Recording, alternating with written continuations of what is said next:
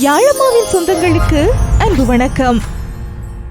நாம் இன்றைய தொகுப்பில் பார்க்க போகும் விடயம் உலக ஓசோன் படலம் பாதுகாப்பு நாள்.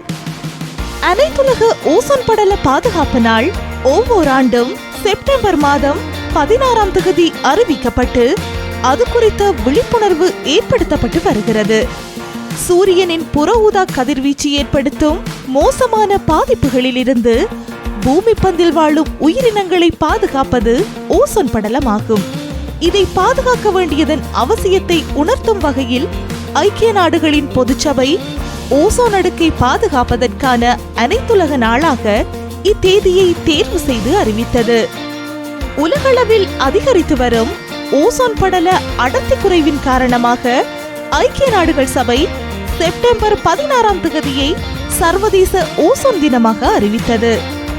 சூரிய கதிர்கள் நேரடியாக பூமியை வந்தடையும் போது அதில் உள்ள புற ஊதா கதிர்களால் பூமியில் உள்ள உயிரினங்களுக்கும் இயற்கை வளங்களுக்கும் பாதிப்பு ஏற்படும் என்பதால் இயற்கையாக பூமியின் மேற்பரப்பில் ஓசோன் படலம் அமைய பெற்றிருக்கிறது.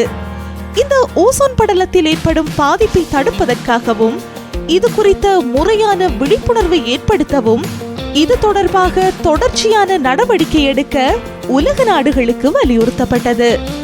எம்மில் பலரும் பயன்படுத்தும் வாசனை திரவியங்கள், வலி நிவாரணி, குளிர்சாதன கருவி ஆகியவற்றில் குளோரோஃப்ளோரோ கார்பன் எனும் வேதிப்பொருள் அதிக அளவில் பயன்படுத்தப்படுகிறது.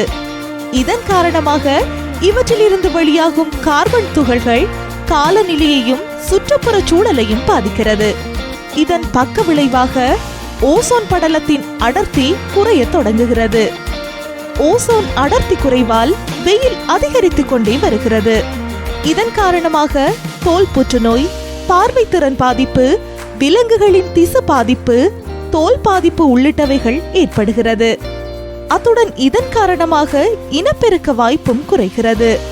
கடந்த 2 ஆண்டுகளாக வெயில் கோடை காலங்களிலும் சரி ஏனைய காலங்களிலும் சரி இயல்பான அளவை விட அதிக அளவில் இருப்பதை நாம் உணரலாம்.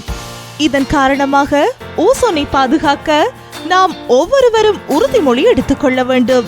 இதற்காக சர்வதேச சமூகம் பரிந்துரைக்கும் வழிமுறைகளையும் நடைமுறைகளையும் நாம் உறுதியாக பின்பற்ற வேண்டும்.